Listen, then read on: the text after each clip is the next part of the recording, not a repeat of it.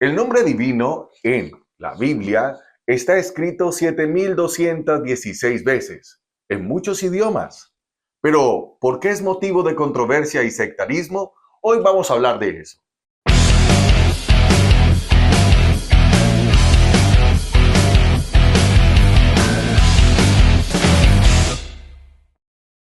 Empecemos por hablar del tetragramatón, las 4 consonantes hebreas que conforman el nombre de Dios.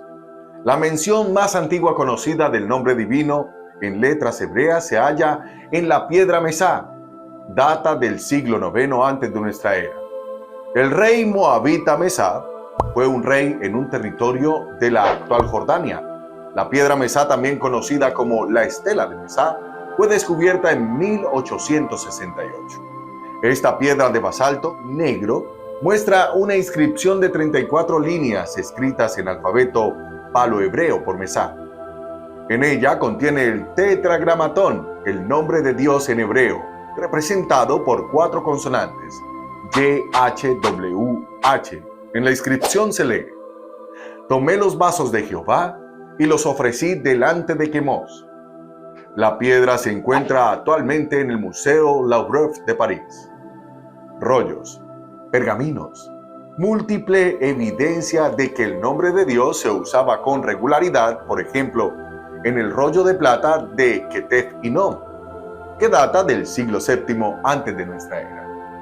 En todos ellos se contiene la inscripción más antigua que se conoce en un texto bíblico con el nombre divino. Dice: Jehová te bendiga y te guarde. Jehová haga brillar su rostro hacia ti. Muchas pruebas, copias antiguas, muestran el uso y el conocimiento del nombre divino en tiempos antiguos. Pero, ¿y por qué causa ahora controversia?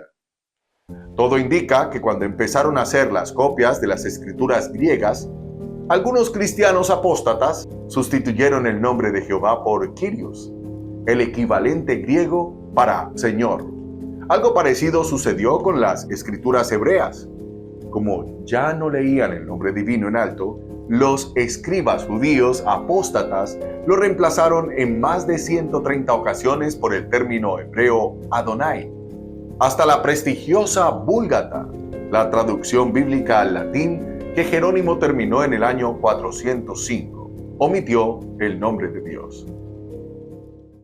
Para saber dónde estamos, es bueno conocer de dónde venimos.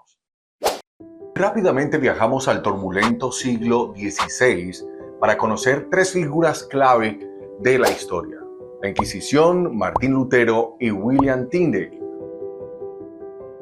Vamos a empezar por la Inquisición española. Fue un tribunal creado en 1478 por los reyes católicos Isabel y Fernando. Su misión era mantener la ortodoxia católica en sus dominios. ¿Qué quiere decir esto? Pues la ortodoxia católica se refiere a las creencias, doctrinas y prácticas establecidas y aceptadas por la Iglesia Católica como verdaderas y correctas. Esto incluye, por ejemplo, los dogmas y las doctrinas, prácticas litúrgicas que van en formas establecidas de culto y ceremonias religiosas como la misa, los sacramentos, el bautismo y, por supuesto, las oraciones o los rezos oficiales.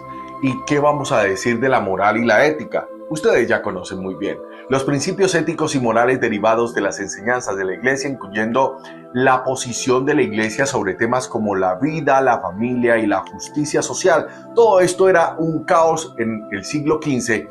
Disciplina eclesiástica, las reglas y normas que rigen en la vida, la conducta de los miembros del clero y laicos, como la observancia del celibato para los sacerdotes y las normas de la vida religiosa. Así que ustedes se pueden hacer una idea de cómo era esto. Y ahora, la Inquisición no se andaba con rodeos. Sus métodos incluían interrogatorios, torturas y ejecuciones. Los acusados eran principalmente conversos, es decir, judíos y musulmanes convertidos al cristianismo, sospechosos de practicar su antigua religión en secreto. ¿Qué pensaban todos los religiosos de esto? Aunque es un tema oscuro, es importante conocerlo también para entender cómo la religión y el poder se entrelazaban en esa época. Vamos a cambiar de escenario y nos vamos a Alemania, donde un monje llamado Martín Lutero, mientras estaban en la Inquisición, desató una revolución. En 1517, Lutero clavó sus 95 tesis en la puerta de la iglesia de Wittenberg, desafiando las prácticas de la Iglesia Católica, como la venta de indulgencias. Martín Lutero es un teólogo filósofo alemán que con sus palabras y acciones favorecería el nacimiento de la Reforma.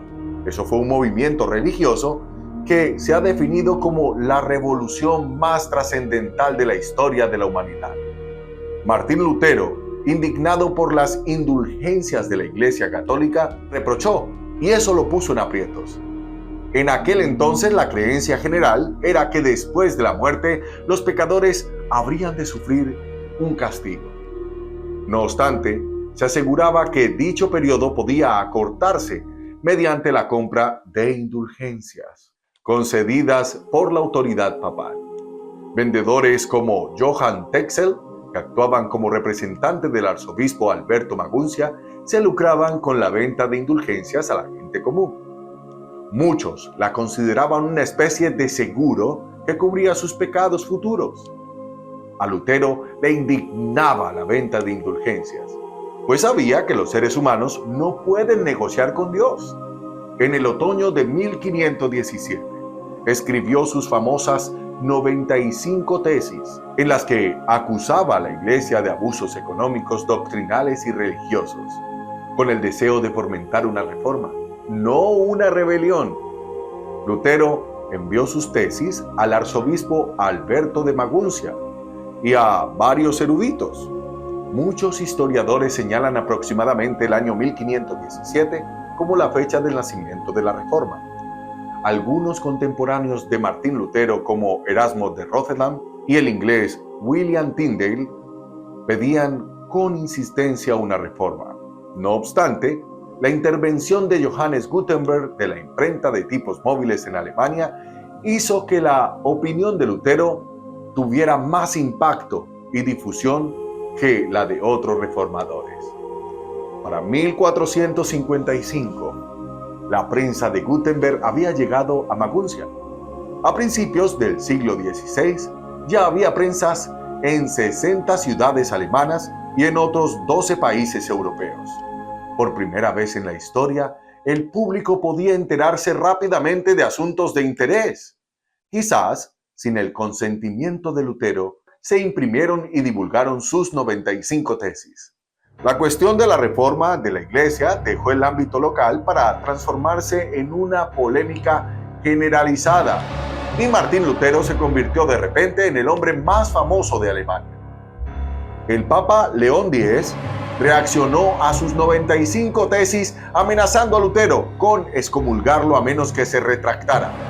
Desafiante, Lutero quemó públicamente la bula papal que contenía la amenaza y publicó más obras en las que exhortaba a los principados a reformar la Iglesia, aún sin el consentimiento del Papa. En 1521, el Papa León X excomulgó a Lutero. ¿Y todo esto para qué? Mientras Lutero agitaba las aguas en Alemania, en Inglaterra otro reformador trabajaba en secreto. William Tyndale, nacido alrededor de 1494, estaba decidido también a traducir la Biblia al inglés para que todos pudieran leerla y entenderla. Y lo que tenían en común estos dos hombres era que querían mantener el tetragramatón, el nombre divino, en su lugar, no reemplazarlo por un título como Señor. A diferencia de Lutero, Tyndale tuvo que huir de Inglaterra para evitar la persecución. Se refugió en Alemania y los Países Bajos, donde continuó su trabajo en secreto. En 1526 se publicó la primera edición de su trabajo del Nuevo Testamento en inglés. Pero, por supuesto, la Iglesia no se iba a quedar de brazos cruzados. No veían con buenos ojos sus esfuerzos. William Tyndale fue capturado en 1535 y acusado de herejía. En 1536 fue ejecutado, estrangulado y su cuerpo quemado. Pero aún tenemos el legado de William Tyndale. A pesar de su trágico final, Su trabajo dejó una marca indeleble. Gran parte de su traducción se incorporó en la Biblia del Rey Jacobo, publicada en 1611, que ha tenido una influencia duradera en la cultura y el idioma inglés. La Inquisición, Martín Lutero y William Tyndale representan diferentes aspectos de una Europa en transformación. Algo que tenían en común era mantener vivo el nombre de Dios y que la gente conociera sobre él. Por supuesto, la lucha por el poder, la fe y la libertad de pensamiento, pero sobre todo la corrupción de la iglesia, marcaron una época trascendental, dejando un legado que aún resuena hoy en día, pero sobre todo, manteniendo en la Biblia el nombre de Dios, el tetragramatón, YHWH, esas 4 consonantes hebreas que conforman el nombre divino. Gracias por acompañarnos en este viaje histórico. No olviden suscribirse y darle like para más historias fascinantes. Hasta una próxima historia viva aquí en Magazine Ideas. Yo soy Julián Velázquez. Chao, chao.